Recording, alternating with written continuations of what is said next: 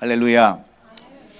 오늘날 우리는 남으로부터 인정받기를 원하고 또 존귀함 받기를 갈망하면서 살아갑니다. 사회적으로나 직장이나 가정이나 교회에서도 여러분, 우리가 다 존중받기를 원하는데 우리가 존중받지 못할 때 여러분 자존심이 무너지고 마음의 상처를 입기 때문입니다. 그래서 우리는 인정받기 위해서 얼마나 열심히 노력하고 애씁니까? 그럼에도 불구하고 우리가 가까운 곳에서 인정받지 못할 때가 너무나도 많이 있습니다. 왜냐하면 이 시대의 특징 중 하나가 바로 남을 인정해주고 존경하고 높이는 그런 시대가 아니기 때문에 그렇습니다. 오히려 남을 깎아내리고 무시하는 경향이 더 많은 시대에 우리가 살고 있기 때문에 그렇습니다. 그래서 사람들에게 인기 있는 코미디 그걸 보면은요, 대부분 이야기가 남을 무시하고 멸시하는 그런 내용들로 각본이 짜여져 있습니다.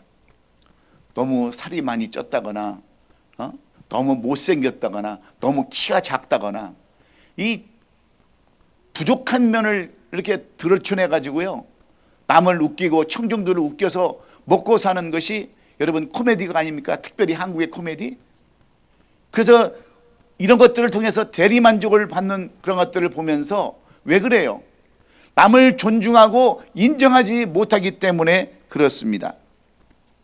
그런데 예수님조차도 고향 나사렛에서는 존귀함을 받지 못하셨다라고 이렇게 성경은 오늘 기록해 놨습니다.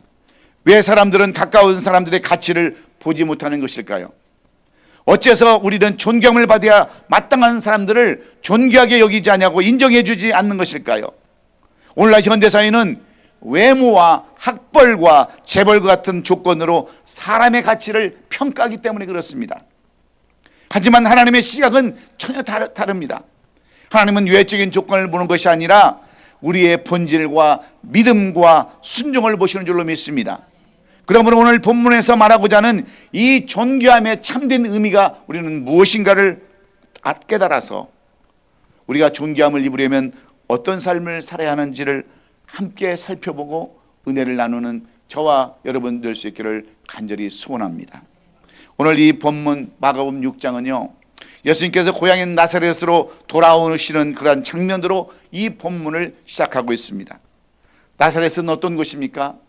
예수님께서 태어나시고 예수님께서 자란 곳입니다. 어린 시절을 보낸 곳인데 이 나사렛이라는 동네 사람들은 이 예수님의 가족과 예수님의 직업에 대해서도 잘 알고 있었어요.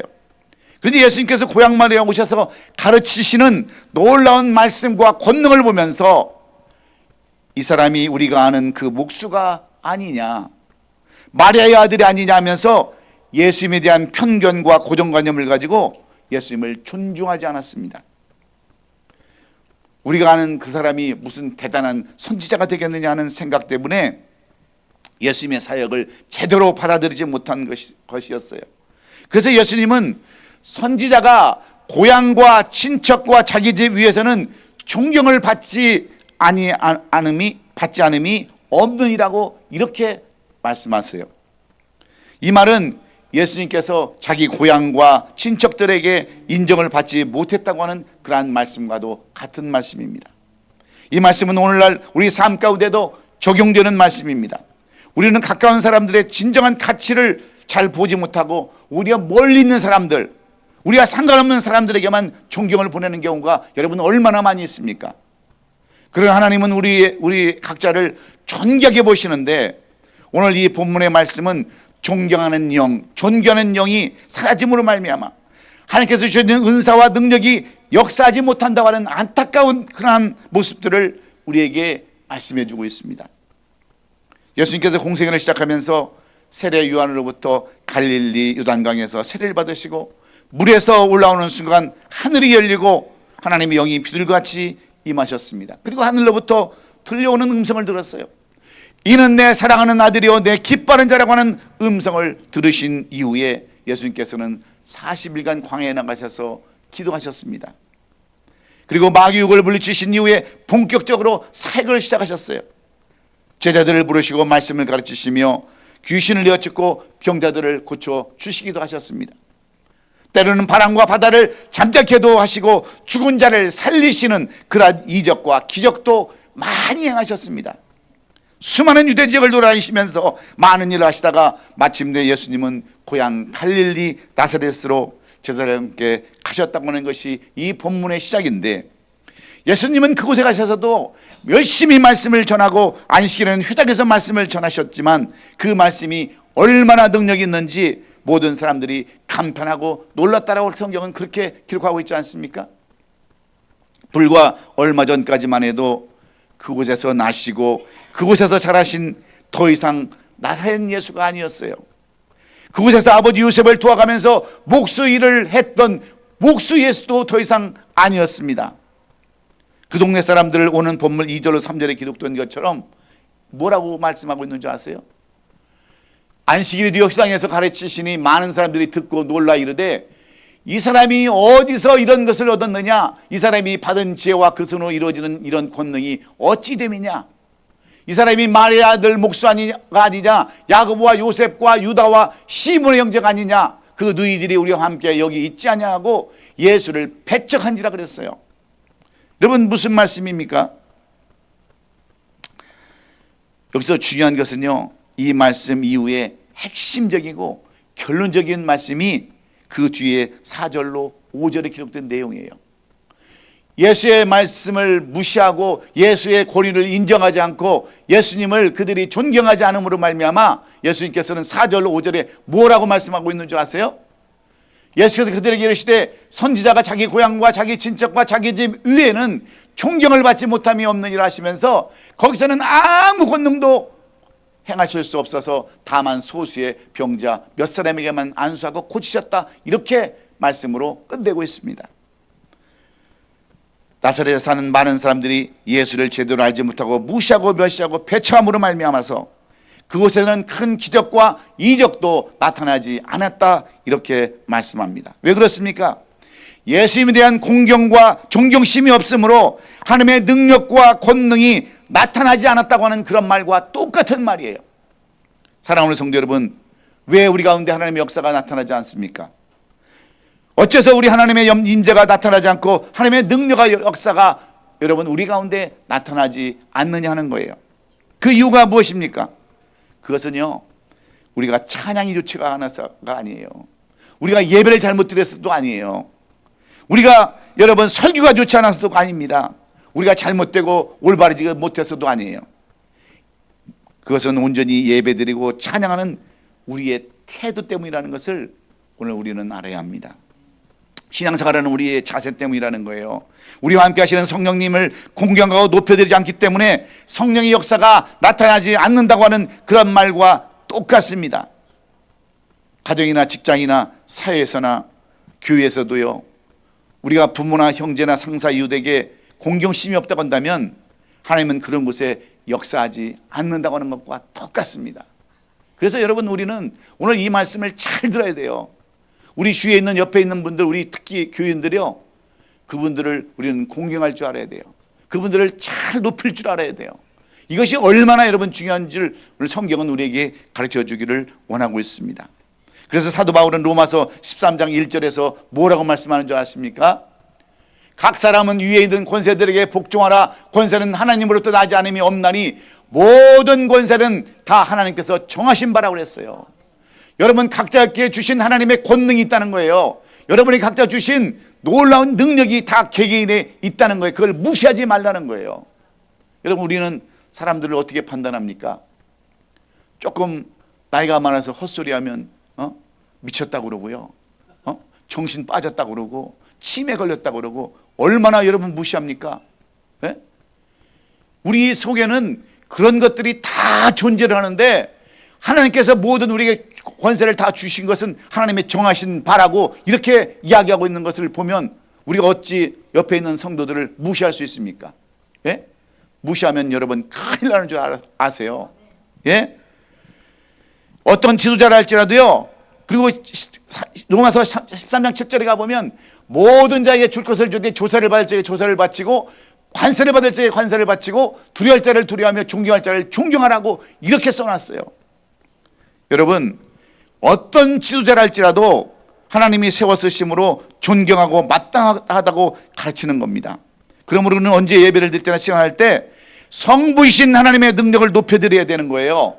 성자이신 성령을 공경해야 되는 겁니다. 윗사람을 높여드려야 되는 거예요. 예수님과 사람을 배척하는 무리함에서 멀어져야 된다는 겁니다. 그래야 하나님의 역사가 이루어진다, 이렇게 성경은 우리에게 가르쳐주고 있어요. 그런데 우리는 어떻습니까? 한국 사람들, 상대방을 대하는 태도가 너무나 무리하기 짝이 없어요. 도를 넘어서고 있습니다. 그 흔한 예로 우리가 대통령 알기를 뭘로 합니까? 예? 이번에 대통령이 된 이재명 대통령, 우파나 좌파를 떠나서요, 대통령이 되었으면 이재명 대통령으로 불러야 되는 게 마땅하지 않습니까? 근데 뭐라 불러요? 이재명. 예? 그리고 얼마 전에 탄핵돼서 대통령 그만둔 윤석열 대통령을 뭐라고 불러요? 윤꼴통. 예? 이렇게 불러요. 대통령이라는 이름을 싹 빼놓고 애나 어른이나 다 그렇게 불러요. 유튜브나 SNS에 전부 다 똑같이 이렇게 올리면 거기에 대해서 반응하는 사람이 없어요. 왜? 똑같이 동감한다는 뜻이기 때문에 그래요. 여러분, 옛날에는요, 임금님 얼굴을 제대로 보지도 못했어요. 조선시대에는. 예? 그리고 우리 학교 다닐 때는 선생님 그림자도 밟지 말라고 그랬어요. 그런데 지금은 어때요? 언론의 자유, 표현의 자유, 이런 걸 나타내서 사람들을 어떻게 부르는 줄 아십니까? 동네 개 이름보다도 더 못하게 불러요. 이명박 대통령은 이 쥐박이라고 부르고요. 예? 다 그렇게 불렀어요. 그렇게. 그러니 그런 사람들이 어떻게 본을 보이고 어떻게 그런 사람들을 데리고 여러분 정치를 하겠습니까? 존경함이 없는데 축복을 못 받죠. 안 그렇습니까? 세월이 변했다고, 언론의 자유가 있다고, 세상이 달라졌다고 나라 통치를 그렇게 여러분 사람들을 존경하지 못하고 무시해버리면 여러분 똑같은 사람들이 되는 거예요. 똑같은 사람들. 돈만 벌면 뭐 무슨 소용이 있겠습니까? 경제적으로 OECD 국가에 몇 안에 들으면 무슨 소용이 있냐는 거예요. 이미 도덕은 다 땅에 떨어져 버리고 말았는데. 여러분, 그것이 중요한 거 아니겠어요? 그래서 우리가 여러분 교회 나오는 거예요. 이런 걸 알라고. 그냥 여러분 앉아서 무슨 놀러 온 줄 아십니까? 근데 많은 사람들이 처음 사람을 만나면 여러분 뭐부터 하는 줄 아세요? 예? 호구주사부터 해요. 호구주사부터. 예? 고향이 어디냐? 나이가 몇 살이냐? 그리고 결혼했느냐? 이혼했느냐? 재혼했느냐? 이런 것부터 묻기 시작해요. 그래서 어쩌겠다는 거야. 다 호구주사를 알아서 그때부터 내가 위를 잡고 누르겠다는 그런 뜻 아니겠어요? 그래서 우리는 성도들이 새로 오면 호구주사를 안 해요. 예? 그 사람들을 존귀하게 여겨야죠. 호구주사 안 해요.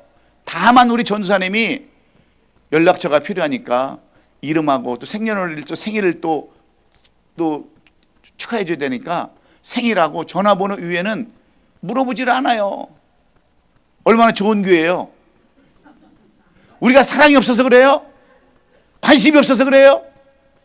최대한으로 여러분들을 높여드리기 위해서 그런 거예요. 이런 걸 알아야지.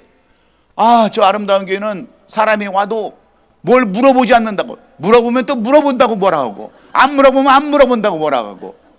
어디다 장단을 맞추겠어요? 어디다가. 이런 걸 알아야지. 이런 거를. 그렇죠? 최대한 남을 존귀하고 높여줘야 되는 거예요. 그게 하나님의 뜻인 거예요. 하나님이 말씀하시는 거예요. 여러분 한번 생각해 보시기 바랍니다. 어찌 존경하지 않는 마음이 없는 사람들에게 어떻게 여러분 하나님께서 그런 사람에게 복을 주시겠습니까? 존경하는 마음이 없는 사람들에게 어찌 윗사람으로서 본을 볼 수 있겠느냐는 거예요. 여러분, 우리는 분명히 인간이기 때문에 부족한 면도 있어요. 잘못된 면도 있어요. 고쳐야 할 부분도 많이 있어요. 그러나 우리가 알아야 할 것은 이런 사람도 하나님께서 세우셨고 이런 사람도 하나님께서 주관한다고 하는 사실을 우리는 결단코 잊지 말아야 합니다. 믿습니까? 우리가 잘 알고 있는 것처럼 민수기 12장에 가보면요, 모세에 대한 이야기를 쭉 써놨어요. 모세에게는 대제사장인 형 아론과 여 선지자인 누이 미리암이 있었습니다. 모세의 가정을 살펴보면 이 모세의 가정처럼 훌륭한 가정도 없어요.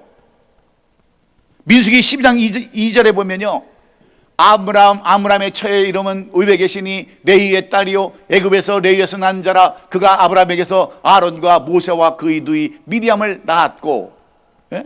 이렇게 써놨어요. 이 대제사장 가문으로 어머니 아버지 부모님의 신실한 신앙으로 말미암아 대제사장의 가문을 가지고 태어난 가정이 모세의 가정이었어요. 근데 이러한 모세의 가정에서도 여러분, 남을 존귀하고 남을 높여주는 그러한 존귀심이 없었다는 거예요. 그래가지고 민수기 12장 2절에 가보니까 뭐라고 그러냐면, 그들이 이르되 여호와께 모세와만 말씀하셨느냐 우리 노아도 말씀하지 않으셨냐며 여호와께서 이 말을 들으셨더라. 여러분, 무슨 말인지 아세요? 모세가요, 구스라는 여자, 이디오파에 사는 여자를, 흑인 여자예요, 흑인 여자를 아내로 맞아들였습니다. 그랬더니 그의 누이 미리암이 너는 어찌 제사장 가문이 되어가지고 흑인 여자를 데려다가 아내를 삼아서 우리 가정을, 우리 가문을 그렇게 먹칠하느냐 하고 따진 거예요. 그러면서 말하기를, 어떻게 모세와 하나님께서 말씀했냐? 우리도 말씀하지 않았느냐? 이렇게 얘기하는 거예요. 너만 지도자로, 너만 선지자로 세웠느냐? 우리도 다 선지자로 제사장을 세웠다. 이렇게 대적하고 비방을 하는 거예요. 그런데 하나님께서 이 말을 들으셨더라 그랬어요. 여러분, 하나님은 우리의 좋은 기도도 들으시지만 우리의 나쁜 말도 다 기억한다고 하는 것을 여러분은 꼭 기억해야 돼요. 여러분이 하는 말들 하나도 빠짐없이 다 듣고 계신다고 하는 것이 하나님이 우리에게 주시는 말씀이에요. 그래서 말도 어떻게 해야 되겠습니까? 골라서 해야 돼요. 골라서 좋은 말만 해야 되는 거예요. 우리 아름다운 교회 성도들은 좋은 말만 해야 될 줄로 믿습니다. 하나님이 다 들으시기 때문에 그래요. 그대로 이루신다고 그랬어요. 그래서 어떻게 하는 줄 아세요? 이렇게 미리암이 그의 오빠 모세를 비방하고 할 때 하나님께서 회막문에 나오셔가지고요, 이 미리암을 저주를 하는데 어떻게 저주하세요? 네가 그렇게 모세의 아내를 구스 여인을 새카맣다라고 그렇게 네가 비방했느냐? 너도 어떻게 한번 해줘봐라 하고 무슨 병을 보내셨어요? 문둥병을 보내서 미리암이 하얗게 되었다라고 그랬어요. 여러분, 남을 무시하고 남을 배척하면요 문둥병을 마요. 문둥병. 그러니까 모세가 하나님을 찾아가서 하나님, 그러면 안 됩니다. 그래도 선지자요 우리 누이 아닙니까? 그런데 그 누이를 문둥병으로 구경하면 어떡합니까? 그랬더니 하나님께서 뭐라고 말씀하시냐면, 야, 그래도 안 된다. 그 대가는 치러야 된다. 그래서 일주일 동안 이 미리암이 문둥병에 걸려가지고 모든 사람하고 차단되어 가지고 그렇게 일주일 동안 고생했다고 하는 것이 이 말씀에 써 있어요. 여러분, 왜 이런 말씀을 써놨겠습니까? 무엇 때문입니까? 네? 무엇 때문에요? 이 말씀을 우리에게 무엇을 교훈해주고 있는지 아세요? 누구든지 남을 무시하고 멸시하면 문둥병자로 취급하시겠다고 그러는 거예요. 하나님의 강한 의지가 여기에 엿보입니다. 누구든지 남을 무시하는 경향이 있으면 문둥병자 취급을 하고 마귀 취급을 하라는 거예요. 여러분 가운데 남을 무시하고 깔보고 업신여기는 사람이 있으면요, 그런 사람을 문둥병처럼 여기세요. 아유, 저 문둥병자, 아유, 그러면서 아유, 징그러 하고 도망가라는 거예요. 이게 오늘 성경이 주시는 말씀이에요. 왜냐하면 사람들은요 전염성이 있기 때문에 그렇습니다. 금방 나쁜 물이 물들이기 때문에 그래요. 마귀의 근본이 존귀함과 경외함이 없는 존재들이기 때문에 그렇습니다. 그럼에도 불구하고 왜 우리는 남을 공경하지 못하고 왜 존경하지 못하는 이유가 무엇일까요? 오늘 이 본문에서 주님의 제자 마가는 그 이유를 뭐라고 말씀하고 있느냐는 겁니다. 왜 우리가 남을 존경하지 못해요? 왜 우리가 남을 인정하지 못하고 왜 있는 그대로 받아들이지 못하느냐는 거예요. 오늘 내 마음속에 남을 판단하고 남을 정죄하고 욕하고 판단하는 사람이 있으면 오늘 이 말씀을 잘 들으시고 회개하시고 돌이키시기를 간절히 원합니다. 예. 그러면 왜 우리가 남을 존경하지 못할까? 왜 남을 인정하지 못하고 왜 있는 그대로 받아들이지 못하는 것일까요? 첫째는 지극히 인간적이기 때문이라는 거예요. 지극히 인간적이고 세상적이기 때문에 그렇다는 거예요. 나사렛 사람들은 예수님을 공경하지 않았습니다. 존경하지도 않았어요. 도리어 배척하고 멸시했습니다. 그 이유는 그들이 지극히 인간적이고 세상적이기 때문에 그렇습니다. 예수님의 능력에 그들은요, 한때 예수님의 그 말씀을 가르칠 때 그 예수님의 능력에 대해서 감탄도 했어요. 감격하게 됐어요. 그럼에도 불구하고 그들은 예수님을 인정하지 않았습니다. 도리어 배척하고 받아들이지 않고 믿지 않고 거부를 했어요. 그러면서 저기 마리아의 아들 목수 아니냐, 야고보와 유다와 시몬의 형제 아니냐, 그의 누이들이 우리와 함께 같이 있었지 않느냐 하면서 예수님의 신성을 부인해버리고 인정하지 않았어요. 그래서 예수님을 지극히 인간적인 눈으로 바라보았기 때문에, 세상적인 측면으로 바라봤기 때문에 예수님은 아예 나사렛이라는 곳에 가서는 권능도 나타내지 않고 그 어떤 일도 많이 나타나지 않았다라고 이렇게 기록해 놓는 거예요. 예수님은 본문 5절에 가서 거기서는 아무것도 행하실 수 없어, 다만 소수 몇 사람, 믿음 있는 사람들 몇 사람만 고쳤다, 이렇게 써놓은 거예요. 믿음이 있는 몇 사람만 고쳤다고 하는 것은요, 무엇을 의미하는 것입니까? 예수님은 인정하지 않는 곳, 예수님은 받아들이지 않는 곳, 이런 곳에서는 그런 기적과 이적도 안 나타냈다 하는 말과 똑같습니다. 여러분, 오늘 우리는 깨달아야 할 것이 있습니다. 무엇을 깨달아야 합니까? 예? 무엇을 깨달아야 되겠어요? 우리의 삶 가운데 하나님의 역사가 일어나지 않는 궁극적인 이유는 다른 것이 아닙니다. 우리가 믿는 하나님과 그 아들 예수 그리스도를 제대로 믿지 않는 데 있어요. 지극히 인간적이고 세상적인 생각에 사로잡혀서 그분을 높여드리지 못하기 때문에 그렇습니다. 공경하지 못하고 섬기지 못하기 때문에 사무엘상 2장 30절에 가서는 이렇게 얘기하고 있어요. 그러므로 이스라엘 하나님 나 여호와가 말하노라, 내가 전에 내 집과 내 조상의 집이 내 앞에 영원히 행하리라 하였으나 이제 나 여호와가 말하노니 결단코 그렇게 하지 아니하리라. 나를 존중히 여기는 자는 내가 존중히 여기고 나를 멸시하는 자를 내가 경멸하리라. 이 말씀은 누구한테 주신 말씀인지 아세요? 바로 제사장 엘리 가문에게 주시는 말씀이에요. 자기가 아무리 제사장의 가문이라 할지라도 남을 존중하지 않으면 내가 그를 존중하지 않고 그가 높이면 나도 높이리라고 이렇게 말씀하고 있는 거예요. 여러분, 신분구화를 막론하고 저주와 심판의 대상으로 존귀하지 않게 하는 사람들을 대상으로 삼겠다는 그런 말과 무엇이 다를 바가 있겠습니까? 그러므로 오늘 우리는 무엇을 기억해야 할까요? 지극히 인간적인 생각과 세상적인 사고를 버리시고 있는 그대로, 있는 모습 그대로, 생긴 그대로 받아들이시고 인정하고 존귀함을 가지시는 저와 여러분 되시기를 주의 이름으로 축원합니다. 제가 목회를 하면서요, 가장 아쉽고 안타까운 점이 있다면 그것이 무엇인지 여러분 아세요?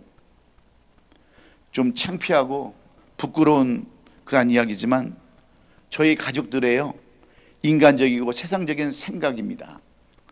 저는 예수님과 거리가 먼 가정에서 태어났어요. 집안에 그 흔한 목사, 돌 던지면 악하고 맞았다고 하는 그 목사, 그 흔한 목사도 우리 집안에 한 사람도 없어요. 목사님 부르면 되돌아보는다고 하는 그 흔한 목사, 우리 집안에 한 사람도 없어요. 우리 집안에 전도사가 한 분이 있었어요. 사촌 형이 전도사다가 파괴해가지고 술 먹고 자빠져 자다가 차에 쳐서 죽었어. 전도사 하나 겨우 있는 게. 우리 처갓집 쪽에 그 삼촌이 전도사 하나 있었는데 그것도 오래 못 가고 그냥 전도사 다 포기하고 우리 집안엔 목회자라고는 한 사람도 없어요. 그런 가정에서 내가 목사가 됐으니 여러분, 집안에서는 저를 뭘로 받겠습니까? 제가 어떻게 하다가 미국 가더니 헷가닥 해가지고 목사가 되었을까, 그렇게 생각을 하는 거예요. 그러면서 아쉬울 때는 우리 동생이 목사예요, 우리 오빠가 목사예요, 우리 삼촌이 목사예요. 안 하시면 이 목사 이렇게 불러. 그러니 무슨 축복이 있겠어요? 무슨 축복이? 그렇다고 제가 예수님처럼 존귀하게 해달라고 제가 한 번도 부탁한 적도 없어요. 그냥 있는 그대로, 있는 모습 그대로, 어쩌다가 제가 헷갈락 돌아서 목회자가 되었다 할지라도 있는 그 모습 그대로 받아주고 존귀하게 여겼으면 그들도 복을 받을 거 아니에요. 예? 왜 아멘을 안 하죠? 이때는 이런 때 아멘을 해야지. 근데 제가 참 안타까운 게 이런 말씀은 우리 가족들이 들어야 되는데 안 들어도 될 여러분들이 듣는 게 저는 너무나도 안타까운 거예요. 그런데 제 친구 중에 한 사람은요, 지금 인천에서 교회를 크게 2개나 졌어요. 뭐 여러분 다 아시는 분은 아시지만 우리 하영이 아빠라고 저거 절친한 친구인데, 이 목사님은 아버님이 장로님이셨어요. 그래서 아버님이 이 친구가 목사가 되니까 가족들을 다 불러가지고 너희들은 오늘부터 잘 들어라. 얘는 너희들과 구별된 하나님의 종이다. 그러니 너희들 함부로 얘를 이름도 부르지 말고 집에도 자주 찾아가지도 말고 항상 존귀하고 인정하고 목사님이라고 부르고 그렇게 해라. 그랬더니 그 형제들이 그 아버지의 말씀에 순종해가지고 그 교회에 똘똘 뭉쳐가지고 여러분 그 교회를 섬기니까 교회를 2개나 졌어요. 2개나 250억씩. 뭐 여러분들 250억이면 얼마나 되는지 뭐 계산도 안 되겠지만 2,500만 불이에요. 2개나 졌어요. 하나는 청라에다가 하나는 부천에다가 2개나 짓고 엄청난 사역을 감당하고 있어요. 왜 그런 줄 아세요? 세상적으로 보지 않았고 인간적으로 보지 않았기 때문에, 그리고 말씀대로 순종했기 때문에 그러한 복이 그 가정에 임했다고 하는 것을 우리가 깨닫고 여러분도 있는 그대로 받아들이고 인정하시고 존귀함과 존경함을 나타내는 저와 여러분 될 수 있기를 주의 이름으로 축원합니다. 2번째는 왜 우리가 존경함을 못 받습니까? 우리가 왜 존경함을 왜 못 받아요? 왜 인정을 못 받습니까? 2번째는 말씀을 모르기 때문에 그래요. 말씀을 이해하지 못하니까 여러분 우리가 존경함을 받지도 못하고 존경함을 주는 인생도 못 사는 겁니다. 예수님께서 자신의 고향인 나사렛에서 배척을 받으신 이유는 다른 것이 아니었습니다. 그들이 말씀을 알지 못했기 때문에 그래요. 하나님께서는 구약의 말씀을 통해서 이 땅에 메시아가 올 것을 이미 선지자를 통해서 사사를 통해서 이미 다 말씀해 주셨습니다. 때로는 선지자를 통해서 여러분 이미 사사를 통해서 여러분 다 뜻을 전해 주셨어요. 수많은 사건과 일들을 통해서 계시도 해 주셨어요. 그런데 그들은 이런 하나님의 말씀을 받아들이지도 않았고 믿지도 않았습니다. 그래서 예수님은 본문 6절에서 뭐라고 말씀합니까? 그들이 믿지 않음을 이상히 여기셨더라. 이에 모든 촌에 두루다니시며 가르치셨다라고 이렇게 이야기하고 있어요. 예수님의 고향 나사렛 사람들이 말씀을 알지도 못하고 이해하지도 못해서 믿지 않으므로 예수님은 더욱더 그들에게 말씀을 가르치려고 더 노력하고 애썼다 이렇게 써놨습니다. 그 목적이 어디에 있어요? 그 목적이 무엇이 있습니까? 마가복음 10장 45절에 인자가 온 것은 섬김을 받으려 함이 아니라 도리어 섬기려 하고 자기 목숨을 사람의 대성물로 주려 함이라고 이렇게 오신 목적을 말씀해 놓고 있지 않습니까? 예수님은 대접받으러 온 것이 아니고 존경받으러 온 것이 아니고 도리어 섬기고 그들을 구원시키려 오셨다라고 말씀합니다. 그런데 왜 예수님은 말씀대로 살지 못하는 겁니까? 어찌하여서 섬기지 못하고 살아감으로 하나님의 능력을 경험하지 못하는 것입니까? 그것은 하나님의 말씀을 깊이 이해하지 못해서 그래요. 그러므로 우리는 날마다 말씀을 읽고 묵상하며 상고해야 되는 줄로 믿어요. 말씀을 모르니까 남을 왜 섬겨야 되는지 왜 공경해야 되는지 알지 못하고 무례한 삶을 살아갈 수밖에 없는 거예요. 그렇다면 여러분에게 한 가지 여쭤보겠습니다. 잘 들으시고 대답하세요. 여러분은 교회에 왜 나오십니까? 심심해서 나오셨어요? 주일에서 나오셨습니까? 직분자라서 나오셨어요? 천국 가려고 나오셨습니까? 무슨 이유 때문에 나오셨어요? 예? 예? 구원의 확신 때문에 나오셨어요? 예? 아니 왜 물어보면 대답을 해야지. 한 사람만 대답을 하고, 그 물어봐도 대답을 하는 이유는 두 가지라고 그랬죠. 질문이 질문 같지 않거나, 질문을 하는 사람이 사람 같지 않거나, 두 가지라는데 뭐 때문에요? 예? 따라서 하십시다. 말씀을 모르기 때문에. 예? 말씀을 모르기 때문에 여러분 교회에 왜 나오는지를 모르는 거예요. 말씀을 모르기 때문에. 예? 에스겔서 20장 20절에 그 이유를 다 써놨잖아요. 제가 이 말씀을 안 줘가지고 이 PPT에 안 띄워놨는데 제가 읽어드릴게요. 또 나의 안식일을 거룩히 할지어다. 이것이 나와 너 사이의 표징이 되어서 내가 여호와 너희 하나님인 줄을 너희가 알게 하려고, 예? 이 안식일을 주었다는 거예요. 왜 우리가 주일을 지키냐면 너와 나 사이에 표징이 되어서 하나님이 어떤 사람인가를 알게 하려고 여러분들을 이렇게 교회로 인도했다는 거예요. 이해가 되세요? 우리가 주일날 교회에 나온 것은 주일에서 나온 것이 아니라, 교인에서 나오는 것이 아니라, 직분자에서 나오는 것이 아니라, 심심해서 나온 것이 아니라, 천국 가려고 나온 것이 아니라는 거예요. 안식일을 통해서 하나님이 우리의 구원자시요 인도자이시며 전도자이심을 알고 고백하는 날이기 때문이라는 거예요.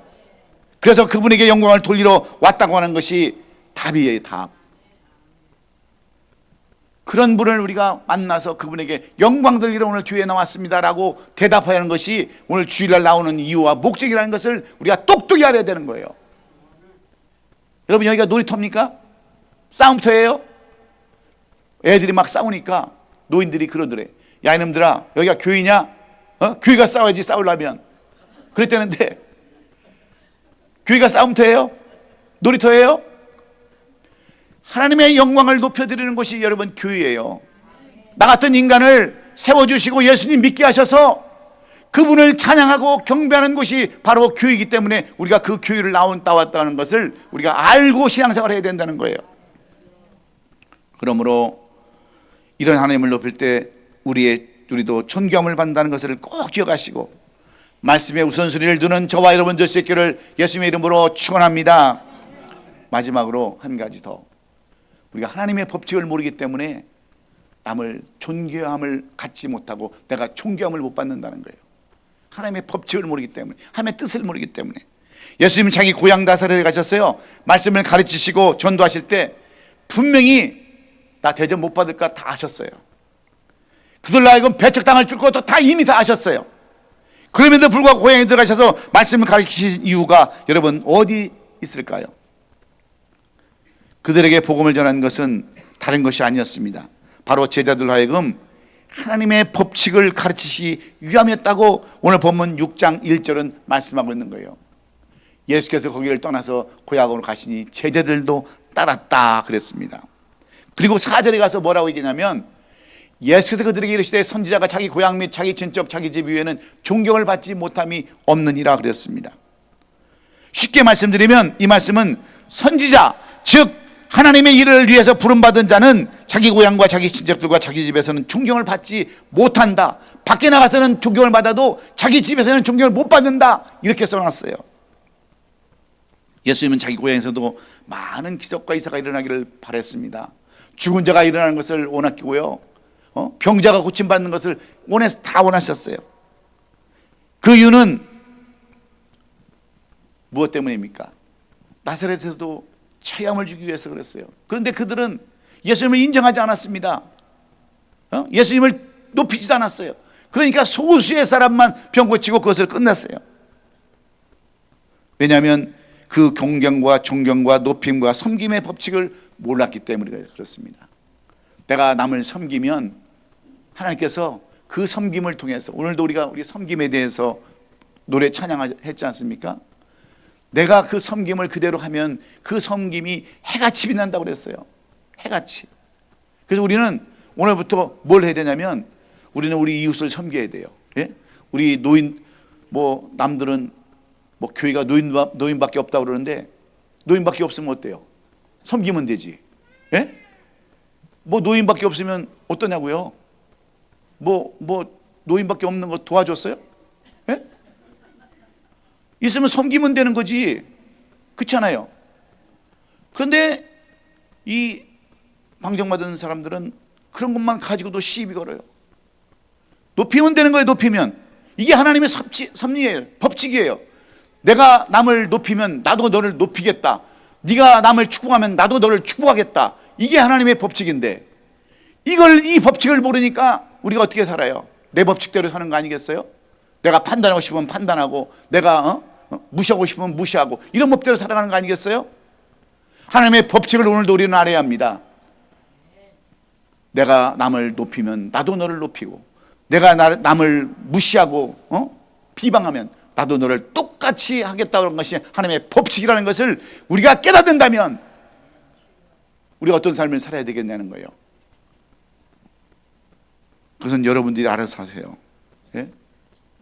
성경에 보면요,